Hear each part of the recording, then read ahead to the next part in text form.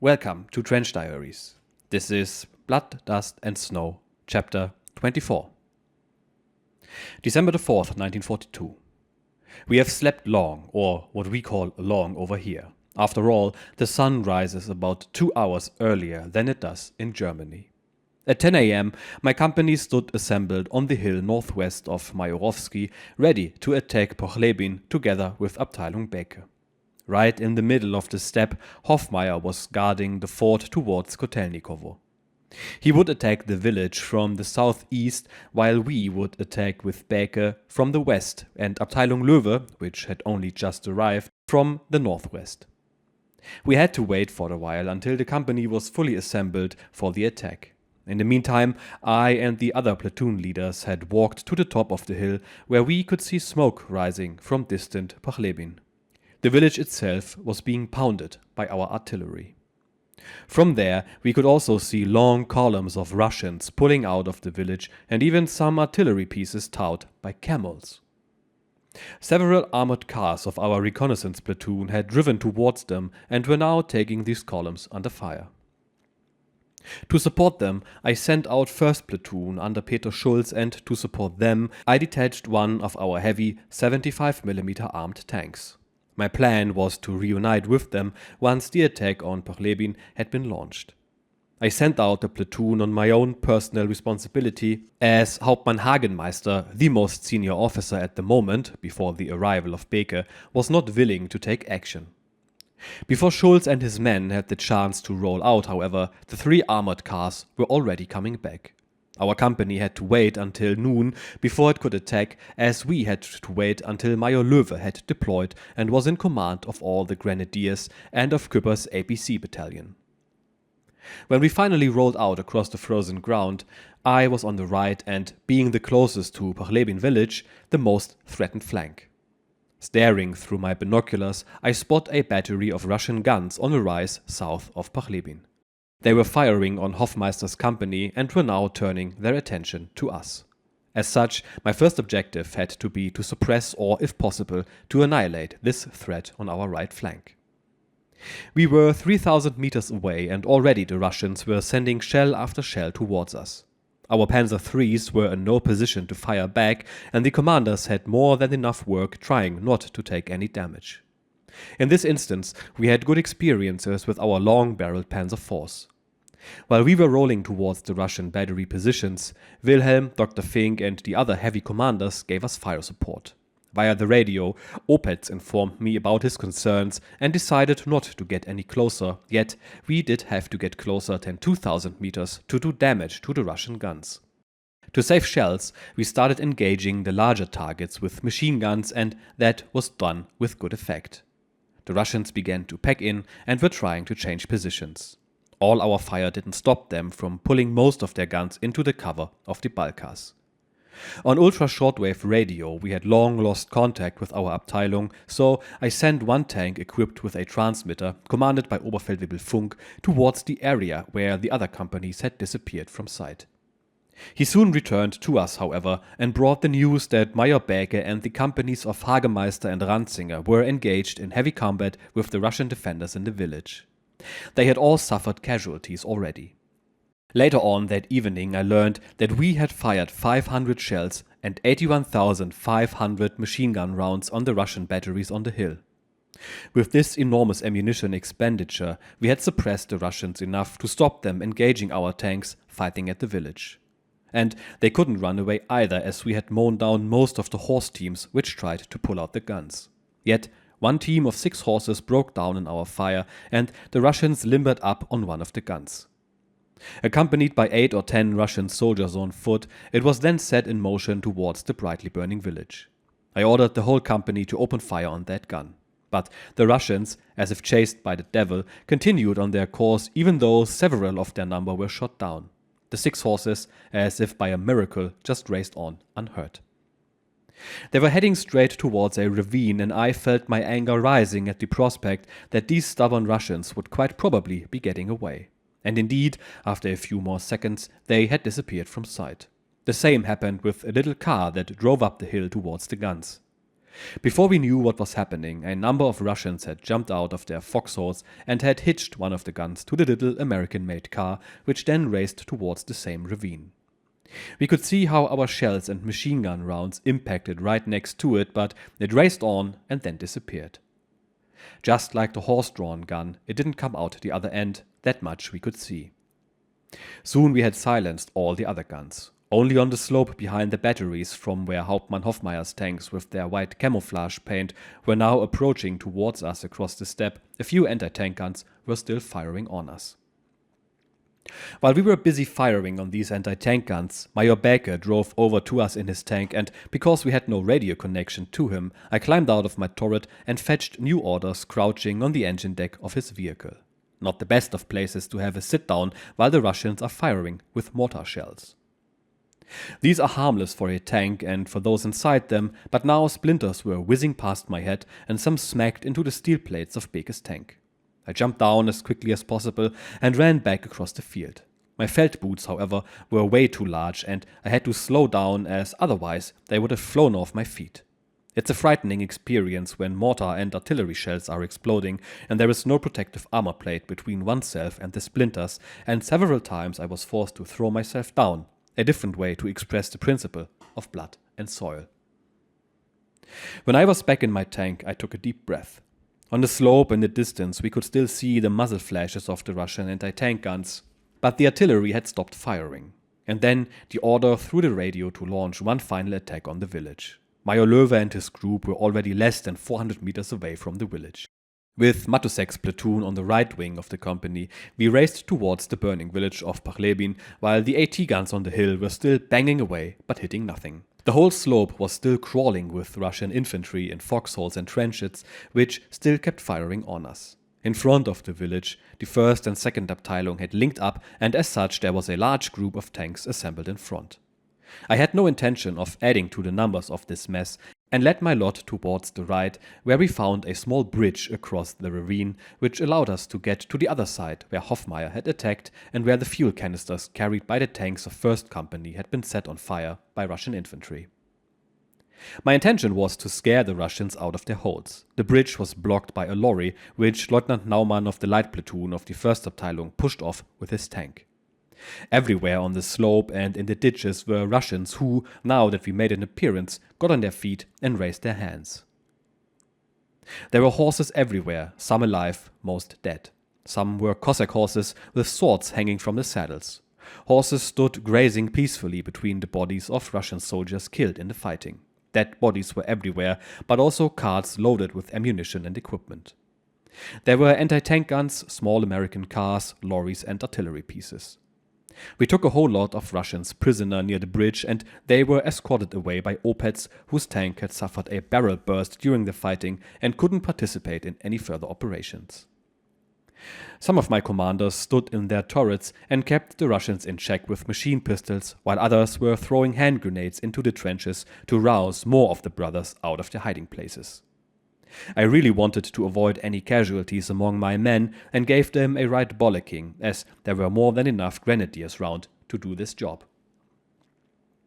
Then I started to engage the Russians on the opposite bank, but as soon as I had roused some out of their holes, there were more of them elsewhere. More and more of them as far as the eye could see. Together with the grenadiers, we rounded up about 300 more, many of whom kept firing on us until the very last moment. We then took all their felt boots, all German uniform parts they were wearing, and all the caps with ear flaps we could find, all of which would be very useful for our company. We had assembled quite a pile of that stuff, enough to make sure that every man would have a warm cap the coming winter. We had captured at least a full battalion of these earth-brown fellows. For myself, I got a Cossack sword, which I affixed to the back of the tank, and a few leather straps, which always come in handy when things need to be stored away. It was about 2 p.m., which meant that the sun would go down in about 30 minutes. We really had to hurry to get back to our old quarters. I couldn't reach the Abteilung via the radio, and when we finally rolled southwest back to where we had come from, it was nearly getting dark. We heard about our achievements and learned that we had annihilated an entire corps of cavalry. We had captured over 800 horses, 30 camels, and taken more than 1,600 prisoners. Huge amounts of equipment, weapons and ammunition had fallen into our hands. The enemy dead were so numerous that they couldn't be counted. After the battle, a number of Lancers had come out of the houses dressed in Russian clothes they had hidden since the Russians had captured the village on December the 3rd. After the battle, the mood among the men was excellent. There had been no casualties in our company except Duguc, who had broken his arm. Hauptmann Hagemeister, however, had been badly wounded and several men of his company had been killed. Ransinger's company had lost several tanks. I am not sure how many men they lost, but compared to our successes, casualties will not be very high. After a long drive, we arrived back at Majorovsky and moved into the old quarters in the west of the village. During the debriefing with Oberst Zollenkopf, I spoke to Beke, who told me that Ransinger had won himself the Iron Cross First Class. My company was subordinated to Oberst Zollenkopf and would remain in a defensive posture in the west of the village. I had to find my way through the village in the pitch-black night, no moonlight, and with the heavy fog forming over the steppes, one could hardly see anything at all. In addition, all the village roads had been turned into a quagmire by all the vehicles that had passed through. As such, all the members of Zollenkopf's staff didn't even bother to leave their house, even if they had to take a piss. Instead, they were pissing standing in the door, letting their water splash into the mud at the bottom of the stairs. Later that night, I was called over by Zollenkopf, who had received a call from the commander of the Schützenregiment. December the 9th, 1942, Wednesday. Together with the armored half-tracks, we have now conducted 2 attacks. The armored attack of December the 3rd was my first since October of 1941, when we were in the middle sector near Vyazma. My leadership brought success, which makes me very happy. On the evening after that first attack, we moved into a defensive position which we held together with Oberleutnant Schäfer of the APC battalion. We were lucky as the night remained quiet and later found a house with a room all for myself. The corners of the room with its dark wooden floors and walls were decorated with paintings of the saints, and on the table and the shelves stood wooden crucifixes. The icons were all very old and larger than those we had encountered in North and Central Russia. All kinds of saints are displayed on these wooden boards, which have been covered with plaster, gilded with gold foil, and then painted. The gold foil is mainly used to depict the large glistening halos. They are mostly covered with old Russian lettering in some kind of symbolic writing, similar to the IHS and the earlier IX monogram of the ancient Greek Christians. 1845. Peter Schulz should be returning soon. He is with the Oberst at the moment, from which he will receive his Iron Cross First Class. I recommended him for that award a few days ago. Ransinger got his immediately after the fighting. I could congratulate him on the same evening at Zollenkopf's command post. I had to wait 3 months for mine after having been recommended for it. Now then, Schulz has been here. I did indeed manage to surprise him. He came in and then put a bottle of champagne on the table. He knew that I put him in for the Iron Cross and that I already knew all about it. Lieutenant Lindner of the company baggage train joined us, and we then emptied the bottle together. Well, as leader of the baggage train, he can't earn any laurels. He will have to make do with that Romanian award the Oberst put him in for. It's supposed to be a very colorful one. Another occurrence. Voss is an Unteroffizier again. Friedrich Wilhelm Voss, once the driver of Hauptmann Hille after he had been demoted and sentenced to 2 years imprisonment by the court-martial of our division. When we advanced through Lithuania, he had, being completely pissed, checked the contents of the fuel tank of his motorbike with the help of a burning match. With that, he had endangered the life of another Unteroffizier who had been riding on his bike, and the punishment had been quite hard. Now, after he had proved himself at the front, I wrote an appeal to the court in which I asked to reinstate his rank and waive the outstanding punishment, and that had worked. He is wearing his braid again, and that makes me very happy indeed, because I like Voss. He was my driver last year when I acted as a courier for the battalion staff officer who, at that time and due to the terrible road conditions, had been the most important man of the division. After he had been demoted, Voss became the driver of my Kübelwagen. Yes, never join a drinking competition with Lithuanians, and when it's dark outside, never try to illuminate the inside of your motorbike's fuel tanks with a burning match. For the resulting fireworks he got much more than the 3 days of arrest he had hoped for. But now he is an Unteroffizier again, and yesterday he penned a joyful letter to his young wife. Probably the first time I have seen him write a lengthy letter like this. Up until now, we have been subordinated to Oberst Zollenkopf, who we got to know during the 1941 campaign. He is as cool as a cucumber and has often had commanded battle groups on the Leningrad front and the Central Sector. He has never received the Knight's Cross, however, only the German Cross in gold. They have treated him a bit shabbily in that respect, but that can happen to anyone out here. I now have to report another little adventure which I experienced when we attempted to recover Rulinsky's body. The exploded tank was standing alongside a ravine near the road which led from Kotelnikovo to Perlebin, 2 kilometers north of that road to be precise. While we are approaching this location, I spot movement on the slope. There are horses there, saddled and with swords hanging from their sides. When we are getting closer, I jump off Klusen's half-track and walk towards the horses to find out what is happening there. In a crouch, I get closer until I am about 50 meters away, and only then do I realize that the whole area is full of dark-skinned, slant-eyed Cossacks. At first glance, I count about 20 of them. I didn't see them at first because they have tethered their horses and hunkered down at the stream on the opposite bank. I am now closer to them than I am to my men in the half-track behind me. I turn around, shout, "Everyone get out and arm yourself!" and throw myself into cover in a shallow depression in the ground. I then crawl closer towards the Russians and shout at them to drop their weapons and raise their hands. Fiddlesticks, they are swinging themselves into their saddles and taking their rifles off their shoulders. That is not good. Now I count over 30 of them, all armed and on horseback. We are only 5 men in an old half-track tractor, not ideal odds at all. I had made my pistol ready but didn't open fire as I didn't want to annoy these Cossacks more than they already were. I still wanted them to surrender. Not taking any risks, I ordered everyone to get back into the half-track and we drove back towards the road. In the meantime, the Cossack patrol had ridden off towards the northeast at breakneck speed. 5 against 30, that would have taken it a bit too far, and the Russians could decide to turn around as well. As such, we were glad when we saw the tank of Unteroffizier Picard on the road waiting to be towed into the repair shop. It had suffered a barrel burst, but the machine guns were still working, and with those we could have slaughtered the Russians. The tank had broken down in the water of the ford and could not be started again. There was no way we could chase the Russians, who we could see riding away across the ridgeline in the distance. A very picturesque scene, and a few minutes later they had disappeared from sight. We then drove to the destroyed tank and recovered our dead comrade, whom we then buried in the Heroes Cemetery in Kotelnikovo next to the grave of Hauptmann Hagemeister. December the 10th, 1942, Thursday. Today we are to fall back on Semichnaya. It is now 10 a.m. and at 11:30 we are to move out, even though we had just got comfortable here after 2 nights. Our future quarters will be in a tiny village and we are supposed to move into the school building which also houses the hospital.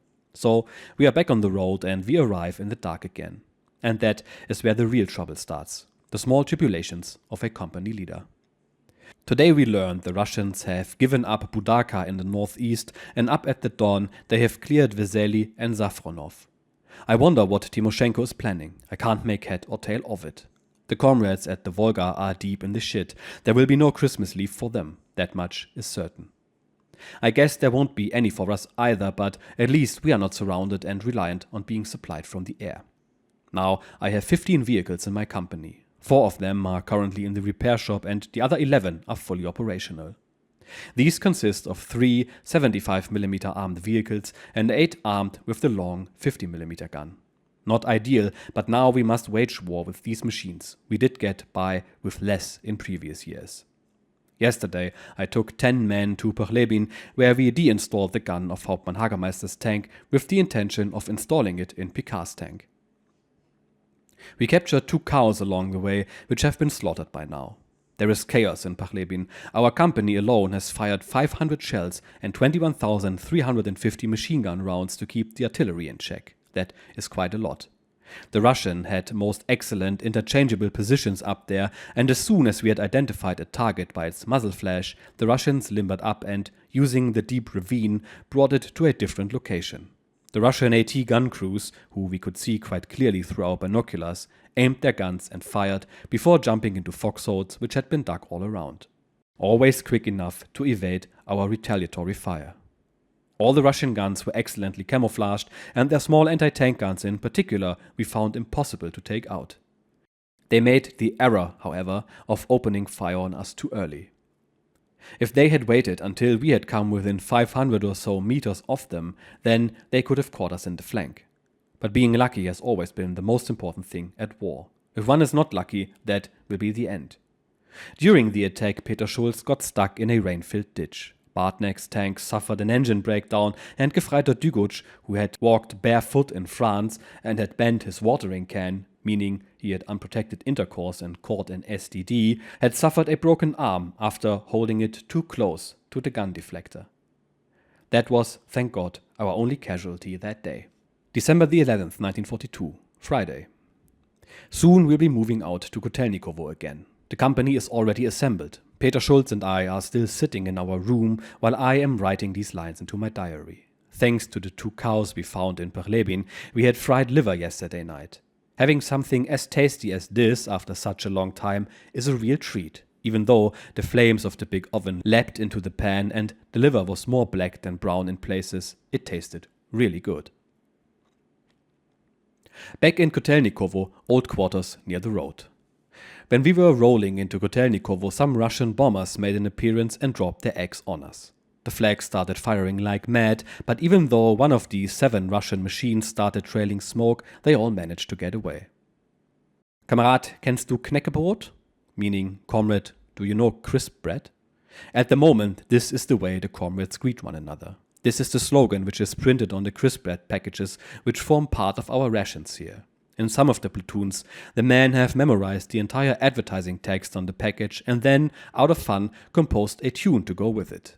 Now, whenever comrades meet one another or whenever a supply column or some other vehicle is pulling into the village, they are greeted by terrace songs and chants about crisp bread. All the best funerals have humorous elements.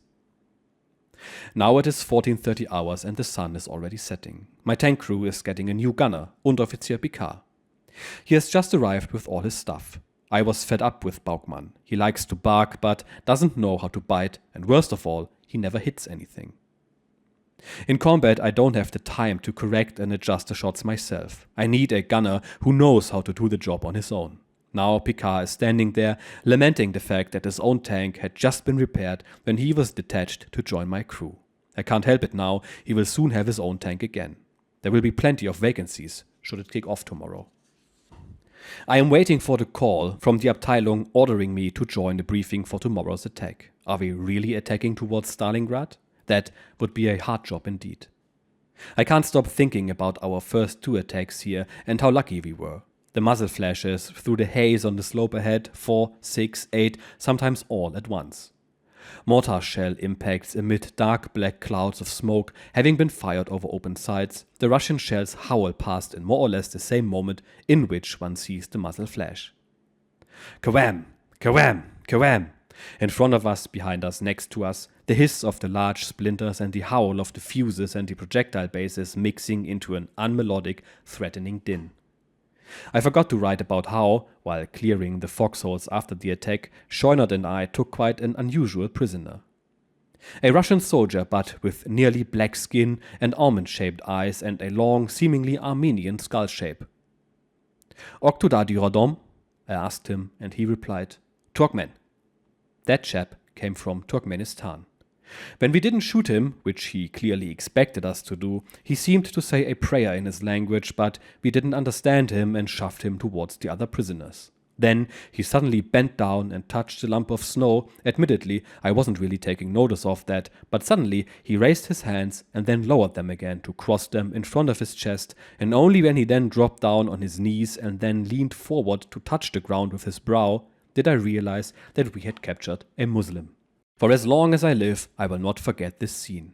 The man on his knees on the snow-covered ground, praying in the manner of his people, while around him the battle was still ongoing, taking no notice of the dead around him. The burning houses, hand grenades detonating nearby, and the sharp reports of the guns of our tanks, which were still firing in front of the village. He prayed, probably to thank his God for having kept him alive. Looking at the fact that we captured several camels and are facing troops from Mongolia and Turkmenistan, I guess we are not too far away from the real Asia. There is a lovely smell of roast meat wafting through the room. Grosch, the driver of my Kübelwagen, has collected a large chunk of beef at the field kitchen and is currently preparing it for us. I hope he's quick enough. There is a chance that we might have to leave in less than 2 hours. My wireless operator Steinbusch is having a discussion with Peter Schulz. The two big mouths match one another well. Steinbusch, the electrical expert, and Schulz, a living pioneer fuse and master of explosives. Both are trying hard to make sure that the other understands that they know more about their respective fields than our good Lord himself. I am tired, and in an hour they will bore my pants off in yet another briefing. Good night. December the 12th, 1942. The whole company is assembled on the road to Kotelnikovo with the lead vehicles at the crossroads. The night is lively with activity. Column upon column is hastening past our waiting men who are supposed to fall in line with the second wave. Nearby is a Romanian staff HQ, and now and then, when illuminated by a badly screened-off vehicle, we can see the ghostly shapes of the Romanian sentries with their tall black fur caps. For fractions of a second, the whitewashed walls of the Kalmyk houses flash up in the headlights of the passing vehicles, and now and then one can see the divisional insignia on the back of the vehicle ahead, which happens when a driver, half asleep, gets too close to the vehicle in front. A loud curse, a German sentry shouts, "Lights out, blackout, pull over," and army goes to battle. We roll across the road which leads to Stalingrad and alongside which we are going to attack. Stalingrad, what a name. Stalingrad on the Volga, this is what it's all about. More than 200,000 comrades are trapped there, and they are about to see that we have not forgotten them. Stalingrad. Since Adolf Hitler underlined that name in his speech, we have not forgotten it, and now, at this hour, during our march into the assembly area, the name becomes a beacon. The comrades at the Volga rely on us, and it will be our men who, during this morning on which the first rays of the rising sun gently touch the endless steppe ahead of us, will launch the blow to bail them out, freedom from the Russian grasp. In a previous winter, when we were deployed as infantry, we learned ourselves what it meant to be cut off. As we roll into the open steppe, it is 4 a.m. In 1 hour the attack will begin. I see how some of the commanders standing in the turret are looking towards the sky. I follow their gaze and see a rain of falling stars, briefly lighting up and then going out. Some of these heralds of eternity are drawing a fiery tale. I start counting them, and with every one I wish that I will always have the power and strength to carry on until I am back home with my first child, which my wife is pregnant with and which will be waiting for me in the Heimat. These falling stars up there in the vast black sky show us once again how small and insignificant we are. In fact, each of us is comparable to such a little falling star coming out of the endless depths of space, briefly flashing up in a bright light, only to disappear in endless darkness. Some of us, however, only some of us, draw a long tail of fire behind them. The fire can be fueled by their deeds in life, by their merits and its recognition, and in death by the sorrow and grief of their friends, their comrades, and the people they loved. But even this fire, as bright and hot as it may burn, will go out and disappear into nothingness. Maybe every falling star is the soul of a comrade, one who went before us and one who is now looking over us. Or maybe they are the thoughts of our children and loved ones who remember us out here in this strange and foreign place, fighting against hordes of foes with Mongolian faces, speaking languages we don't understand. The thoughts of the women who hold us in loving memory and who will remember us when we fall into the fulfillment of our duty. This thought is strangely comforting as we roll into the blackness of the vast steppe ahead of us. The tank is swaying on its suspension and it's softly rocking me back and forth, just like my thoughts are flicking back and forth. I have to pull myself out of it. Does it make any sense to always try to evade and dodge one's inevitable fate? How often have I looked into the face of death right next to me? I am happy for all those comrades who have been proper men to the final minute of their lives. They have shown no doubt, no hesitation. We need to be like them. A coward will say, "Pfft, so what did he get from being brave? He's dead now and can take his courageous deeds with him to the grave." I, however, tell them this. One day, your turn will come, and you will have nothing to show for yourself. No glory, no courage, nothing your comrades and brothers in arms will remember you by. In addition, I have the responsibility for my men. None of them asked to be led by me, so I won't rest on my laurels at their cost. I will lead by example. I won't let them charge into certain death, and I will do my utmost not to add to the ranks of the legions of the dead. I will protect them as best as I can. And then, when the dictates of the moment need to be obeyed, then they will follow me to hell and back, and no matter what the odds will be. Ever closer to death than the others, we knights in steely armor. I have let my mind drift, and because of that we briefly lose our way, but that doesn't matter. We'll reach the assembly area well in time. We fuel up using the fuel canisters that each of our tank is carrying and chuck the empty containers to the side of the worn-out road. It is murderously cold and an evil wind is howling over the steppe. The frost of the previous days has refrozen the ground, which is now covered with a thin layer of glistening ice. That will be really great. We haven't mounted our ice cleats and the tracks have worn pretty smooth during the exercise on the rocky ground of Brittany. They are lacking the grip required to maneuver properly on ground like this. Major Löwe's first Abteilung is going first, our second Abteilung under Major Baker is going second. The order is regimental staff, 7th Company, staff of the 2nd Abteilung, 8th, 6th and 5th Company. I guess my lot was forming the rear as we already had 2 attacks under our belt. Behind us, the observation vehicle of the light battery, then 37mm flag of the Lehr-Regiment, 10th Battery, then the regimental engineer Katgen with all the maintenance and repair services and the ambulances. Behind that, the entire APC battalion under Hauptmann Küppers. 2nd Company of Schützenregiment 114, the 6th and 9th Battery of Artillery Regiment 76, 1 battery of 8.8 cm flak with 3 guns, the 8th Battery of the Flak Lehr Regiment with 20mm guns, and behind them the command Kübel. Then followed the next group, commanded by none other than the Führer's secret weapon, Lieutenant Walzer. You know, because you can't see him at the front, himself. He had the field kitchens, the lorries of the maintenance platoon, more Kübel and the dispatch riders. The third group remained in Kotelnikovo, led by my new comrade, Oberleutnant August Niemann.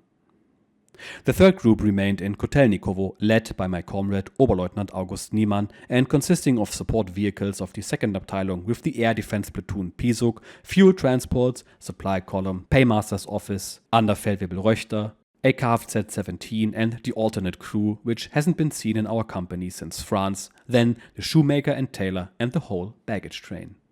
Also at the rear was the young Lindenau, the son of the general from Hamburg. He is so young that in France he was still eligible for an additional underage allowance and would have loved to be with us at the front. I can understand that, but we need reserves at the rear if one of us is taken out. We followed behind Löwe, who had raced ahead and was already crawling up Hill 110.6 at Kormojarski. Our Abteilung had fanned out into a broad wedge at the rear to the right 5th Company for flank protection.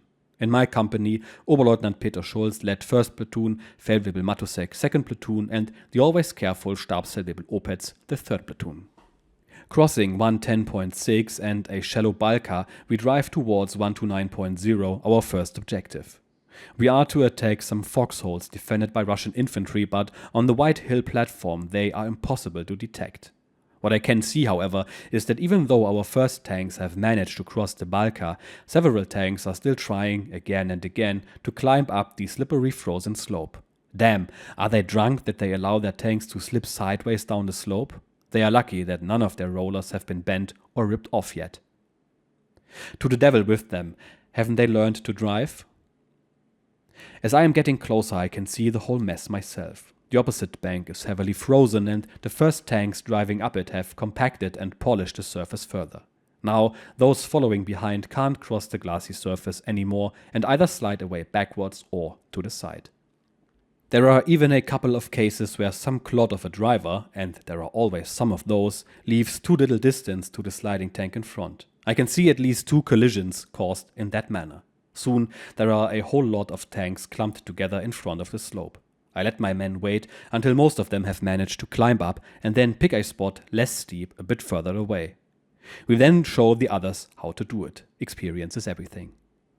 Climb down the one slope as slowly as possible in a low gear and then with full throttle up the opposite bank in the same gear and never ever stop in between. The Balkars here in the steppes of southern Russia form the same kind of tank obstacle which in the north and central sector was formed by those dense primeval forests. But a good tanker will always find a path, it just takes patience and experience. Now that we have crossed that Balka, we rush after the rest of our Abteilung. It is a breathtaking scene, how our tanks thunder across the steppe, how they race forward as if on attack exercise, and the whole experience grips me much more than any theater play ever did. This here is real. This is our reality, a reality of steel and blood. The din of hundreds of engines fills the air, a sound drowning out the thundering hooves of the knights of old, louder than any battle in the ancient past. An armada of steel. What do we care for the Russians cowering in their foxholes up on the hill? We have long bypassed them. Our grenadiers, following behind on their armored half-tracks, have already started to liquidate these pickets of the Red Army. We must go on. We are rolling to the Volga. We are rolling to Stalingrad. We are rushing through the icy wind, howling over the steppe towards the railway line to Gremachi. Our first Abteilung didn't even stop when it shot the Russian battery, the signalman's house and the Russian baggage train to pieces. From the other side, Romanian infantry attacks in white lines. We've seen that picture often, but it has always been Russian infantry attacking in this manner. Wave after wave of infantry, rifles at the ready. We are passing fleeing Russian infantry and gun them down with our machine guns. Anyone who's not coming towards us with hands raised is being mown down. But why waste ammunition on these few men? Better to let them run. They will either starve or freeze in the steppe or surrender themselves at a later time.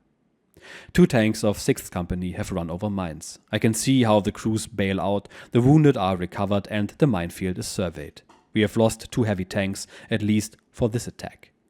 The Romanians have now reached the Russian positions, so our wounded are not in any danger of being attacked from the flank. The ambulances are following behind us. We must go on. Via the radio I receive the order to count the spoils and the prisoners. I tell my radio operator to reply that we are not doing that. Lieutenant Kalfels is sorting this out, I say. He's just climbing back into his 20mm tank and is waving over to me. Our medics are starting to work. More and more Romanians arrive who are herding the Russian prisoners together. December the 14th, 1942.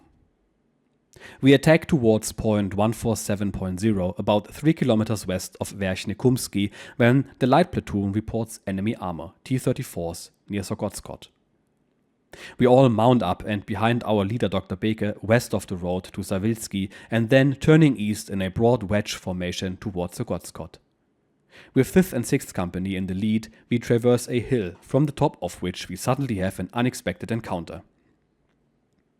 At a distance of about 1000 to 1100 meters, we can see a large assembly of armor, about 40 tanks in total. They are painted white like ours, and through the binoculars I can clearly see that there are numbers painted onto the turrets. My commander's radio in, are these ours? Maybe panzers of the 23rd Panzer Division? Surely they are not Russians. Schulz and Matusek radio in. There are no cupolas on the turrets, these guns look a little bit too short. I am still not sure, but I do order everyone to pick a target and to make ready to fire on my command. The lead vehicles of our Abteilung are now about 700 meters away. If these were Russians, they would long have opened fire on us. Or are they as uncertain about our identity as we are about theirs? The voice in my mind still tells me that these vehicles somehow look German. And then it all unfolded within minutes. Matusek's voice grates through my headphones. Some of them are turning their turrets. And another voice. Achtung! 2 of them are heading towards us. Then a loud shout across the wavelengths of the Abteilung. Russians! Open fire! In confirmation of this, there are 2 muzzle flashes ahead as the 2 Russian tanks which are closest to us open fire. A shell is howling over our turret and I duck in and button up. They are only about 400 meters away now, but firing on the move, they couldn't even hit a barn door. And then the covering tanks of our companies open fire. The effect is spectacular. The 2 Russian T-34s are torn apart in violent explosions after a multitude of impacts. At ranges under 600 meters, our long 50mm guns are lethal even for a T-34, and with our higher rate of fire and our far superior training, the whole matter was over as quickly as it had begun. Half a dozen T-34s had turned around early trying to escape, but these were quickly finished off by the 75mm tanks of the Heavy Company, whose guns could crack them like a nut at ranges up to 1,200 meters. Standing in my turret about 20 minutes later, I can see black smoke rising up from the wrecks of 36 Russian tanks. At about 1500, we headed back to Verkhnekursky, where in the meantime another large group of Russian tanks, including several 52-ton giants, had attacked. They too had been repelled and 8 had been destroyed. Our own losses have been low, 2 tanks lost and 9 damaged, most of which will be operational again in a few days. It is now 2100 hours and I am sitting in the turret of my tank. I don't know what else to write. Outside, the world seems to be on fire. Wherever one looks, the horizon is illuminated by the orange glow of countless fires. In the distance, the faint rumble of artillery fire. While here, very close and at irregular intervals, there is the rattle of machine gun fire when one of our pickets sends a stream of tracer fire into the night. What they are firing on, I don't know. Probably the same apparitions which make dogs bark in the night. Or just to calm their own nerves and to reassure themselves with a display of their own power. I need to sleep now. Gute Nacht. December the 28th, 1942, 1800 hours. I am sitting in the orderly room of the schoolhouse in Chernischkov. Outside temperatures have dropped to -25 to -30 degrees centigrade, and there is an icy wind howling from the east. Everything outside is covered in a layer of ice, which is hard as crystal, but here in the house we are kept warm by 2 large iron stoves. One needs to avoid sitting too close to the thin wooden walls and the windows, however, as they are still as cold as ice. It has been nearly 2 weeks since I last opened my diary, and now that I sit here, I don't know what to write.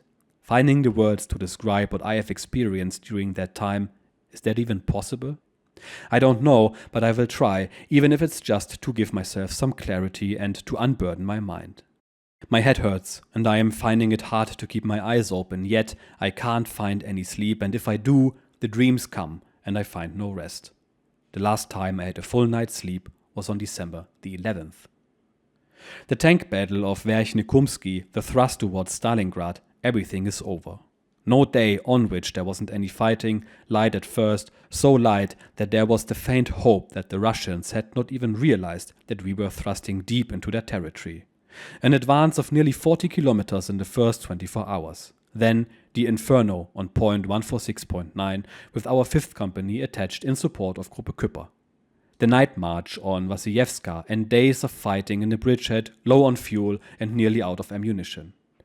Vassilievska, another name which has forever etched itself into my memory. Relentless Russian attacks, often at regimental strength and supported by armor, had to be repelled. No water, little food, the entire village in flames, our own casualties rising by the hour, attack and counter-attack, again and again.